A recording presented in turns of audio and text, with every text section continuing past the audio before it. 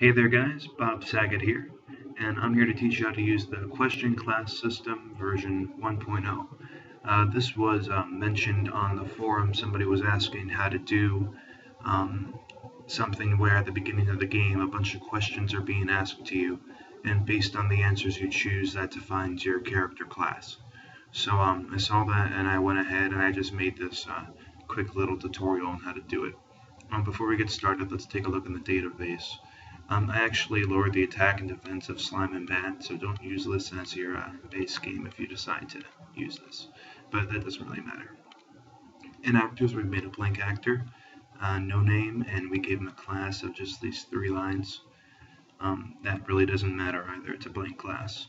We're doing this with 6 different classes: the Warrior, Monk, Archer, Thief, Bard, and Mage. And that's where they are respectively. That's pretty much it for database. Let's get right into the event itself. Okay, question class system. It's a below character, it's an auto run. Basically, when the player loads the game, this is their starting square. As you can see, there's no graphic because we actually forgot to show you something. We set in the system as the initial party is that actor 11, the blank actor, which is you. Okay, back to this. We play some music. Control variables 01 through 07 to 0. These are the variables that we're going to be using in this system. There's a player sex, Warrior, Mage, Archer, Bard, Thief, Monk, and number total. These are the 8 variables you're going to be needing. Little text, what is your name, and then name input processing. Basically, you enter your name into the system. Now I use labels throughout the system. It's really easy, it helps with flow control, and it makes it all neat and organized. They're very, very useful. If you've never used them before, get on it. It'll save you a lot of trouble. So we add in, this is the label where it starts. Name confirm, and then there's text. Are you sure you like the name? And then we repeat the name they've typed. If they say yes, we simply jump to a label called male or female. If they say no, tell me again. They put in your name again, and then it jumps to the label name confirm, which takes them back to are you sure you like the name? So that shows you how labels kind of work there. And finally, when they're satisfied, it'll jump to male or female, which is right down here. Okay, so it says, forgive me, but I cannot sense it. Are you a man or a woman? Show choices. Male. If they select male, we're going to do a control variable for our first variable, player sex, and we're going to equal it to 1. And then we're going to jump to a label called questions. If they choose female, we're going to control that same variable, except we're going to equal it to 2, and then jump to questions. Basically, this is how we're going to know what sex they are. We're going to check this variable later to determine it, but if it equals 1, they're a male. If it equals 2, they're a female, basically. Before we begin, all right, this is where we get into the meat of the system. Label questions.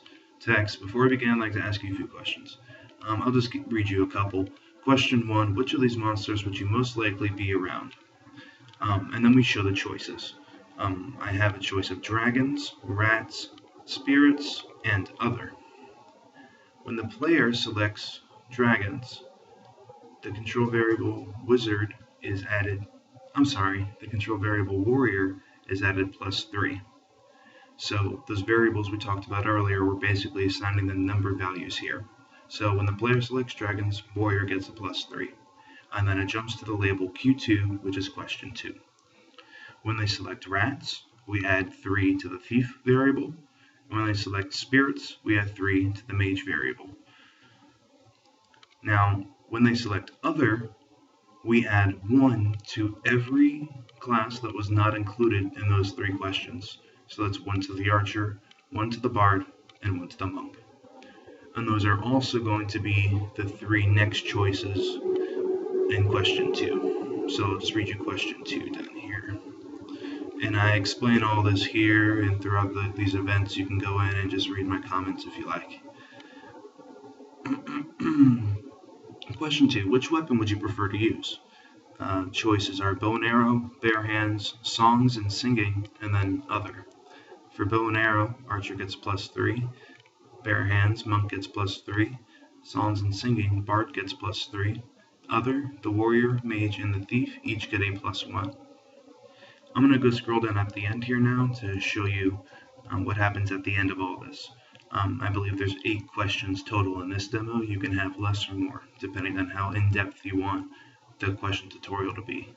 But basically it always jumps to the label, so it's nicely organized, easy to get through.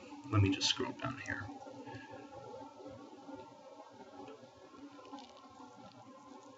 Okay, so finally question 8, we do jump to label end. All it does is turn a self switch on, give a little text, turn a self switch on. Page 2, still an auto run, and for conditions make sure your self switch A is on. We're going to control the variable number total equal to the variable warrior. Basically, number total is going to be our dummy variable that we're going to use to compare all the other variables. Now we check to see if that number total is less than the variable of our next class, which is mage. So is number total less than mage? If it is, now we're going to set number total equal to mage. You see what we did there? We're basically going down the list, and if it's higher, we're making it the same number. That way we can see which number was the highest out of all the numbers. There is a way to do, what if it equals another one? In this demo, it's not there. I may add it in later, but it gets a lot more complicated. So for purposes of this demo, that was left out. I think it would be rare that it would equal. That's why I use 3 different numbers for a bunch of different classes. It should be fairly balanced. So then, like I said, we're going to equal the number total to the mage, and now we jump to label. I just named these 1, 2, 3, 4, etc. Now the next one, on label 1, it's going to check that number total to see if it was less than the variable of our next class, which is archer. And if it is less, it'll equal it to archer. So basically, let me just go over this one more time. It starts with warrior. Warrior is equal to number total. Good. Goes down. Is number total less than mage? It's basically kind of like a battle between the two. The winner takes number total's place and goes and fights the next person down the line to see who's the strongest. It's a weird metaphor, but that's basically how this works. Very simple. It goes down through all the labels for each of the classes. And then finally jumps at the end, jump to label results. I'm sorry. Conditional branch. These conditional branches are going to check which number total and which variable match so that we can correctly assign that class to actor 11. So variable a number total is going to equal, or does variable number total equal warrior? Sorry, this is a conditional branch. Does it equal warrior? If it does, we're going to change your class to a warrior, and we're going to turn B on, self switch B on. If it doesn't, are you equal to mage? If you are, change to mage, B on. And then down the list for each class. Are you this? No. Okay, are you that? No. Etc., etc., etc. And that's basically the end of this. As you can tell, wait, did I go through? Yeah, I already commented all these already. Okay. Self switch B on. Last page. Thank you for bearing with me. This is a really short one. Basically, we show a fancy animation. Conditional branch. This now checks to see what player sex is, if it's a 1 or a 2. It's actually, is it 1 or else? Because it's going to be a 2. So if it's a 1, change the graphic. As you can see, I have a male character. If you wanted, you can do a bunch of different ones depending on the class they are, but that's up to you if you want to do that. Congratulations, transfer player. Else, if it's not 1, I make you a girl. Congratulations, transfer player. And then it transfers you to this nice small little island over here, and you got some different kind of music, and you can click the menu to see your class, and you can walk around and fight some slimes and some bats. There's no potions because just fuck it. Oh, I said a bad word. Oh, I'm sorry. I normally never say bad words. Okay, I'm sorry. You can fight people and stuff, but thank you for listening and watching this tutorial, the question class system, and I am sorry that I cussed. That will never happen again. Keep participating on the forums, comment, rate, download, enjoy. Thank you.